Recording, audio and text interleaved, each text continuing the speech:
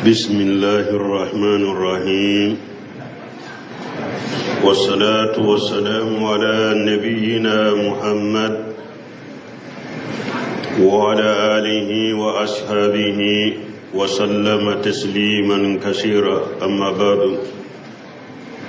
الناقد الشامل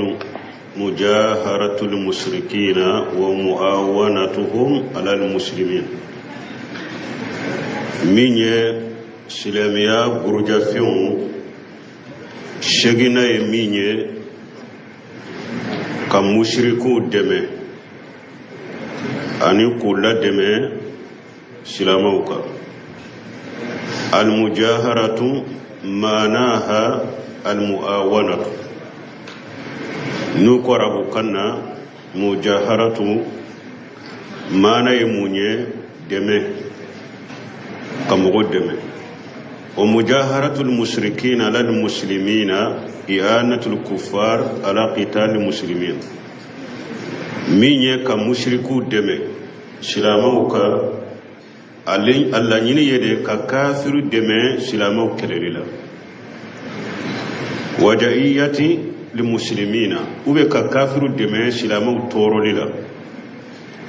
وكذلك من أحب الكفار فإنه يكفر. أبو تشوكلنا نمو مغي كافر كانوا يدشكون كنو إبه كافريا. وهذا هو التولي. نيندي تغوي كوكا كافري كابيش نغنيا. ألاكو من يتولاهم منكم فإنه منهم. ألاكو نمو مغو نيه كافرو بيش نغنيا نمو مغي كافر بيش نغنيا أولا كو أبه كافر دلا كبا. يتولاهم بالمناصرة والمعاونة. ككافر بيش نغنيا كو دمي أنو كل دمي سلاموكا أو يتولاهم بالمحبة. وبه ككافر دمي كو بيش نغنيا كو كانو فإنه يكفر. نمو من ينين كدري بكافريا نيه كافر كانو بيشكون كنو وبه أي كافر دمي سلامكا أبي كافريا. لأنه أحب الكفران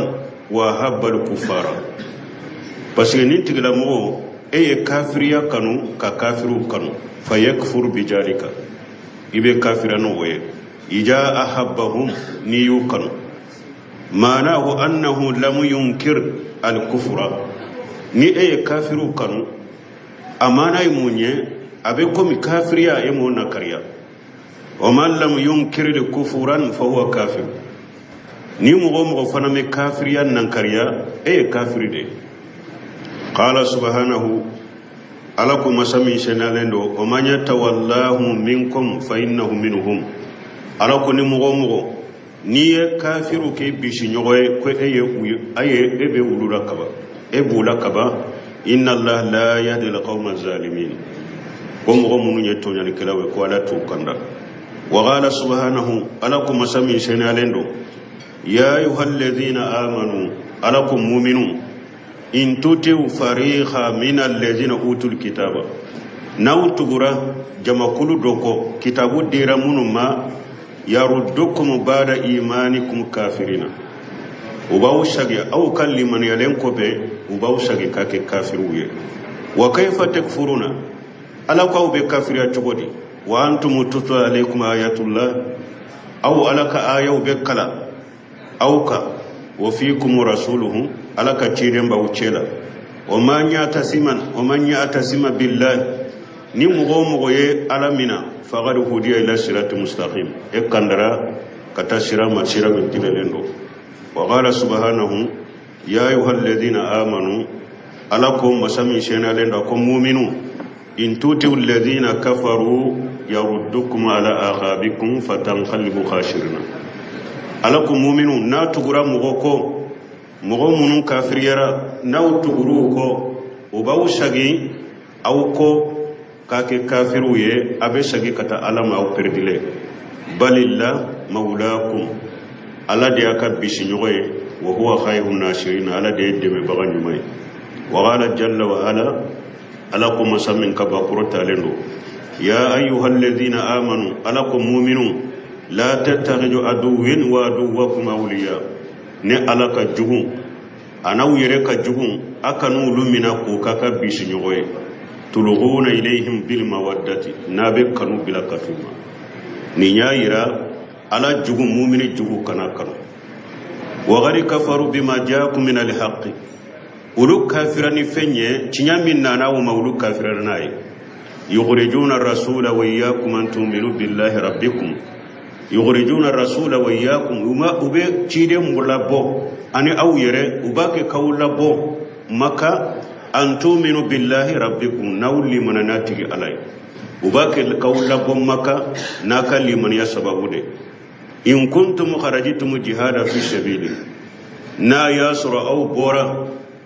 aka sow kono jihadude alaka shirala وبتغى مرداتي أني ألك جنيني تسيرون إليه بالمودة نا يسرعوا بورا أكسو كنو جهادو de kama ne alaka shirala ani ne alaka jenyiri de kama ewa akana nyogon kanu bila kataka fiuma wa ana alam bima khfaytum wa ma alantum awa be fengo fendogo abe fengo fembangene ala babedo wa man yafalhu minkum faqad dalla sawa sabili ni mogo yen ninke awla ifila la sirala re sirami kilelendo ifila kuma inyesghafukum kafirun nunu fere nulu fere la awla yakunu lakum ada ubeka ka jugude ni kafiru fere la awla ubeka ma jugude wa yabshitu ilaykum aydiyahum ubu bolo sama katawma walishinatahum anun naw bisu ni ko jugude wa du law takfuruna uluba fe aka kafiriyade ni aya jigi sababu bala me wakati to beta wa ala subhanahu alakum masami shalanu ya ayyuhalladhina amanu akum mu'minun la tatawallaw qawma khadiba Allahu alayhim akwa kana bishi mugoda mugomunu ni ala dimina unkoro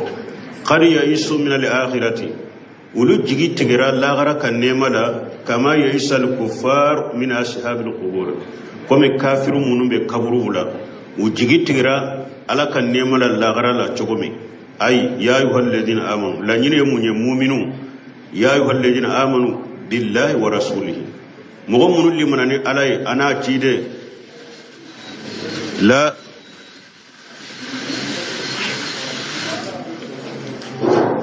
mu'minu limanani alay ana cide la tattakhidhu alladhina qadiba Allahu alayhim akana mu'mina la dimnana lo koroli kufurihim uka kafiriya sababu la asdiqa wa qilla akanu mina uka teruye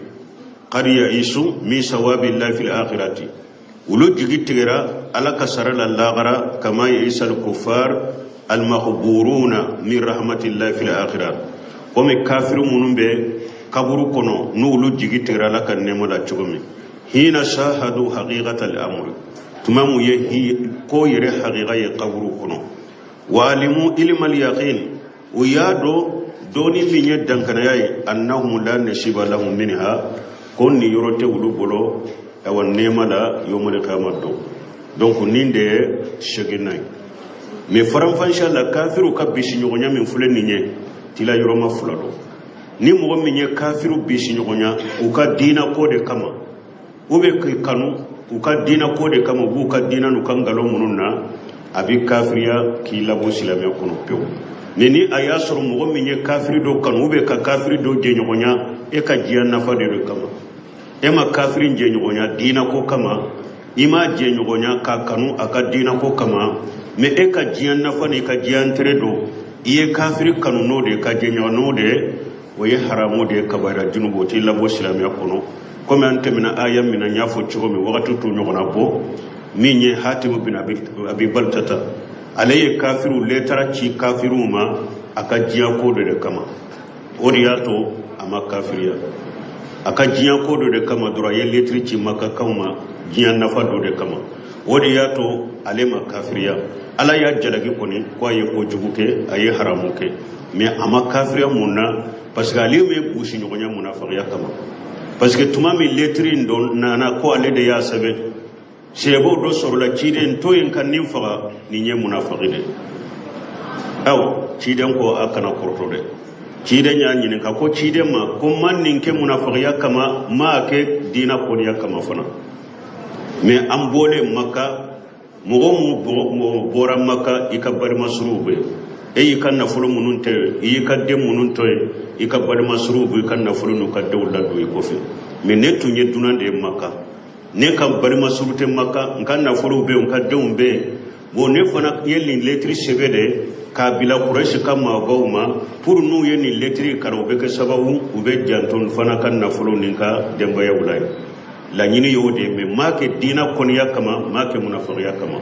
wala wodi yato faramfansha be ni mo minye kafiru bisu nyogonya ko kanu ubu ka galondina mi na yu kanu ka galondina de o yu demeni u ka dina inde sababu i bora dina ko le kafiru yara me ni yu kanu ka bisu nyogonya bila kata kafiru ma ni ka ji antere ni ka ji nafa doye o ya haramu de kabaira junuboti labo islamiya ko سبحانك اللهم ربنا بحمدك اشهد ان لا اله الا انت استغفرك واتوب اليك وتمنن كوفي ابنا كل الله بيبك كل لباني دونك امبي دو كي انتم با فك وقت جانكيا كوم دونا نيونو ني يورو فلادو ibasoro yoro do fana nu ka leri shera fana ba an kono de ambe tan ni nyona ke wa ambe ala deli samure taala kayirana ni ala ya ke ni bikera danye ambe ala delala ka samure tayirana wo ambe duwa ke mogo ye demeke misirin kola ka demeke almamun kola akera mogo sugo akera che akera musoye beta shera be duwa kuye muso ye fenwo fenke abe sherama alhamdulillah ya di mogo ya lashe ambe duwa ke awiye ala kanaw deme demisenu munu nya qur'ana kalanne anye ala kashi janduma ala batoka ala kanu demisenu fona be mishiru kono ni nyen sonja bele bay anka kurusirila yoro sabayimbe katambe golofula kata sugubata kabilaya niye jamal laje a demiseni de kacha a demiseni kacha muso kacha ewa jamana kono na fona ana kenemala telefon min benama vocali min benama demisenu muso no bake ka nyeshi ni sunna ni tawhid ni kuma mun ba fo o yeni sonja bele bade ni nyenyi sonja bele bade anye dina ko yoro sabay bennin tara be fale do fonan kaydela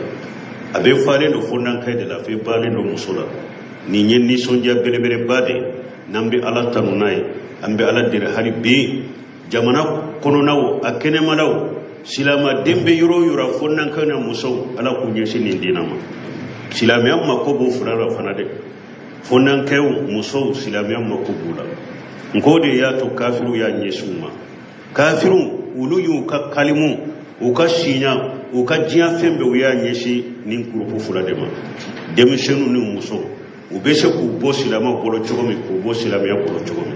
nanye uluye ala bake kunye shi silama ma moye ni sonja de abe kuraji damma kosobe alaka nawdeme alaka barka dawla alaka sidande awma alaka dina fam ko nyuman no ya assalamu alaikum warahmatullahi wabarakatuh